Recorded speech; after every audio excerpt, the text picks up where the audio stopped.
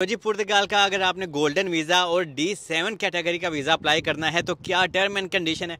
हमारे साथ हैं एक हमारे इंजीनियर भाई माशाल्लाह, और इनकी पूरी फैमिली यहाँ पे आ चुकी है और गोल्डन वीज़े के थ्रू आई है। और इसमें बहुत ही बड़ी आपको इन्वेस्टमेंट चाहिए, मिनिमम और मैक्सिमम आपको कितनी इन्वेस्टमेंट चाहिए होती है। सबसे पहले तो ये अपने जो हमारे भाई हैं अली भाई को हम अपने चैनल पे वेलकम कहते हैं, और इनको मैं आपके सामने लेके नहीं आ सकता क्योंकि माशाल्लाह बहुत बड़ी हस्ती हैं।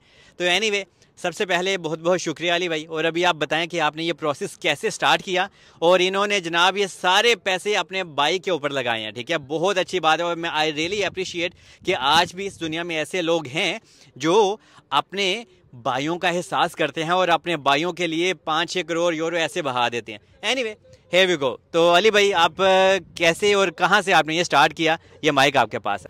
हाँ जी, दरअसल ये 5-6 करोड़ नहीं बल्कि 5 लाख यूरो का मिनिमम इन्वेस्टमेंट था। सही।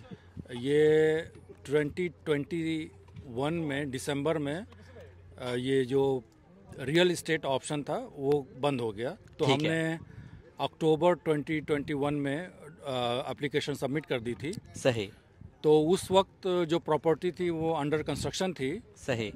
लेकिन जो सेफ की रिक्वायरमेंट ये थी कि अगर मैं 5 लाख यूरो डेवलपर को दे देता हूँ और चाहे प्रॉपर्टी अंडर कंस्ट्रक्शन हो तो फिर मैं एप्लीकेशन सबमिट कर सकता हूँ। क्या बात है। और देखें ये 2021-22 की बात है, अभी तो 2025 और महीना कौन सा महीना भी मैं आपको बता दूं, अगस्त का महीना है। लेकिन इन्होंने तब की अपनी फाइल सबमिट की भी थी और अभी जाके माशाल्लाह ये हम लोग कामयाब हुए हैं। और बायोमेट्रिक्स की डेट भी है हमारी अगले हफ्ते। एनीवे आगे।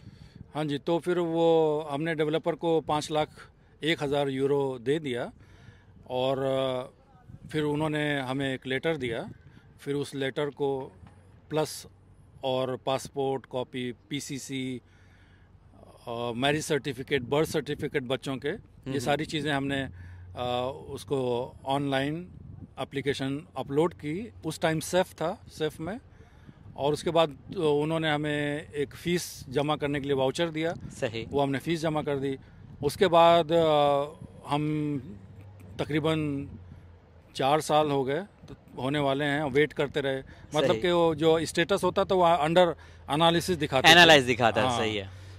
फिर उसके बाद तकरीबन 2 महीने पहले all of sudden out of the blue हमें एक ईमेल आई जिसमें ये था वीज़ा, मतलब कि जो गोल्डन वीज़ा का जो एप्लीकेशन थी वो अप्रूव हो गई थी और उन्होंने आइमा वालों ने हमें अपॉइंटमेंट के लिए 11 बजे बुलाया ना। क्या बात है। और यहाँ पे एक चीज़ मैं आपको गाइड कर दूं जनाब, ये जो गोल्डन वीज़ा है फिलहाल ये क्लोज है, लेकिन आने वाले कुछ ही दिनों में ये फिर से ओपनिंग, ये फिर से लॉन्च करेंगे। क्योंकि पुर्तगाल में अभी आपको पता होना चाहिए कि ऐसे ऐसे नए प्रोग्राम वो इसीलिए लेके आना चाह रहे हैं कि लोग यहाँ पे इन्वेस्ट करें और जिससे पुर्तगाल के लोगों को और गवर्नमेंट को फ़ायदा हो।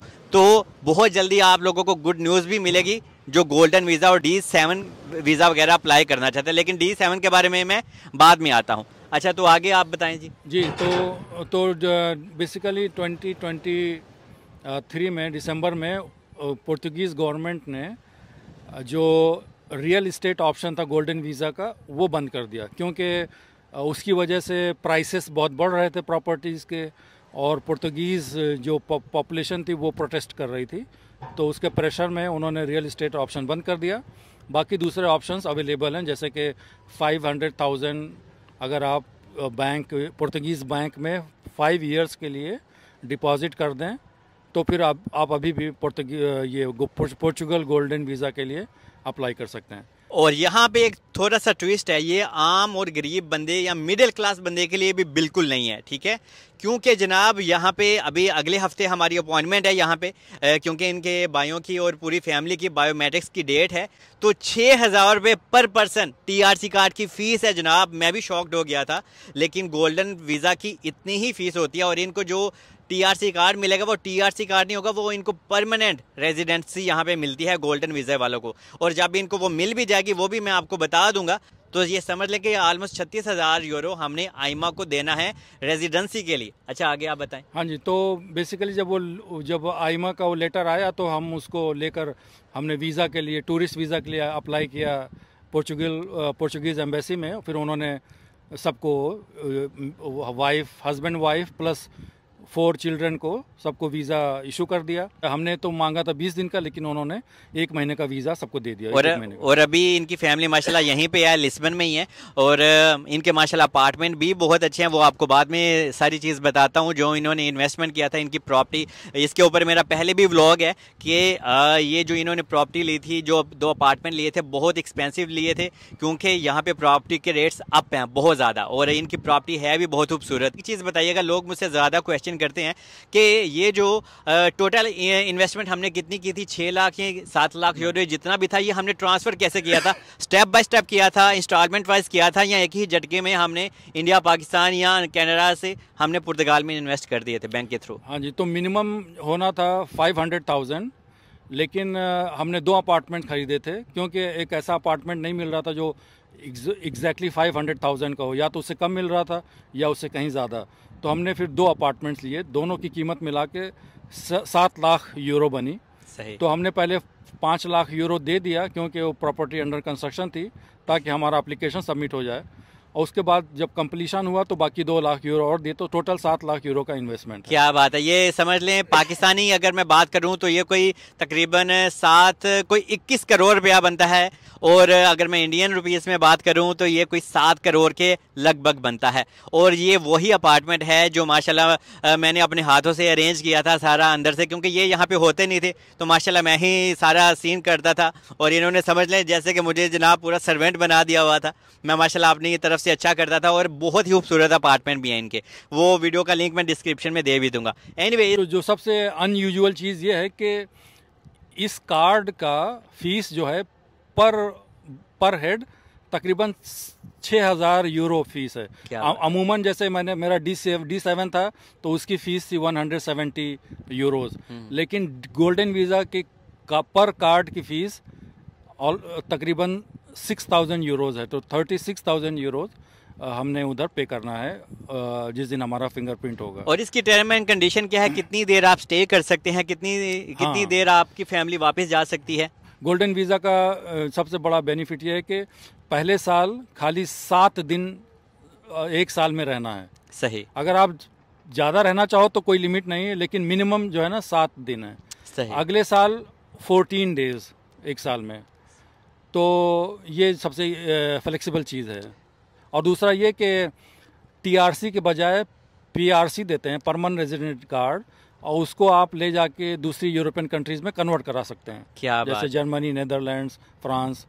तो ये एक बड़ा बेनिफिट, चाहे पूरे यूरोप में कहीं पे भी रहें। और यहाँ पे एक चीज़ मैं आपको बता दूं कि ये प्रॉपर्टी जब हमने ये ली थी, और अभी माशाल्लाह उस प्रॉपर्टी का हमें जो वो मिल रहा है रुपया, अगर बेचना भी, सेल भी करना चाहें तो बहुत हाई रेट मिल रहा है, लेकिन हम लोग तो सेल नहीं करेंगे, क्योंकि ये सब कुछ इन्होंने अपने भाई की फैमिली के लिए किया है। और कोई चीज़? हाँ जी, तो उस जो हमने अपार्टमेंट्स लिए, तो दोनों अपार्टमेंट्स का पर अपार्टमेंट्स 1800 यूरो किराया आ रहा है पर मंथ। माशाल्लाह, देख तो दोनों का 3600 टोटल पर मंथ किराया आता है दोनों अपार्टमेंट्स का। सही। वो जो मैंने रेडी किए थे वहाँ पे A to Z हमने सारी मैट्रेस से लेके एक चीज़, टेबल कुर्सियाँ तक न्यू हमने यहाँ से IKEA से लिया था। मैंने वहाँ से जाके बाय किया था। तो जनाब उसका रेंट भी हमें बहुत अच्छा आ रहा है। ये 3600 यूरो खाली रेंट आ रहा है। हाँ। आप खुद ही हिसाब लगाए। और वहाँ पे कौन रहता है? कोई पुर्तगीज़ी तो नहीं रहता होगा? कोई पुर्तगीज़ अफोर्ड नहीं कर पाया, तो फिर एक लेडी है आयरलैंड की, वो रहती है एक अपार्टमेंट में, और दूसरे में एक बंदा है इटली का, एक बिजनेसमैन, वो रहता है। तो 1800 पर अपार्टमेंट। माशाल्लाह। और आपकी अभी बाई की फैमिली कहाँ रह रही है? वो उस अपार्टमेंट में नहीं रह रही, ठीक है? उनके लिए हमने एक अलग से एयरबीएनबी बुक किया है, ये भी आप गाइड करें। जी जी, हमने एयरबीएनबी, क्योंकि वो ऑलरेडी अपार्टमेंट्स रेंटेड थे, तो भाई की फैमिली के लिए हमने एक 3 बेडरूम का एक दूसरा अपार्टमेंट रेंट किया है फिंगरप्रिंट के टाइम के लिए।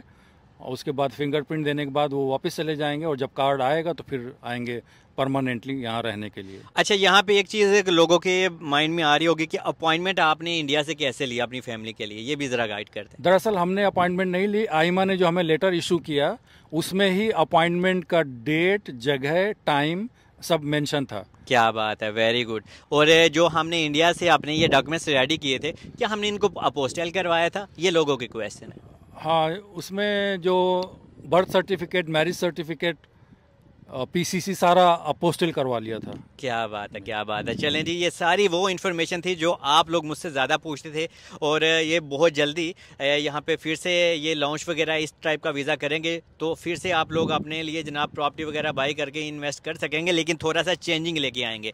और ये जो हमारे अली भाई हैं, ये D7 वीज़ा के ऊपर आए थे, लेकिन इनकी जो फैमिली है, भाई वगैरह और बच्चे वगैरह इनके, वो गोल्डन वीज़े के ऊपर हैं। ये दो अलग अलग वीज़े हैं। तो D7 का वीज़ा इनका कैसे लगा, उसके लिए आप अगली वीडियो का वेट करें, तो वो भी आपको मिल जाएगी। बाकी बहुत बहुत शुक्रिया। आप जाते जाते कुछ कह दें। हाँ, एक और चीज़ के जो हमारा रेंट आ रहा है वो तो है ही अच्छा, साथ में जो प्रॉपर्टी का रेट का अप्रिसिएशन हुआ है वही बहुत अच्छा है। तकरीबन 30% जो प्रॉपर्टी हमने खरीदी थी उससे इंक्रीज हो गई है, 30% अप्रिसिएशन हुआ है। क्या बात है। और यहाँ पे देखिए परमानेंट रेजिडेंसी 6,000 यूरो में पर पर्सन, लेकिन एग्जैक्ट कितनी वो चार्ज काटेंगे ये भी मैं आपको अगले हफ्ते बता दूंगा।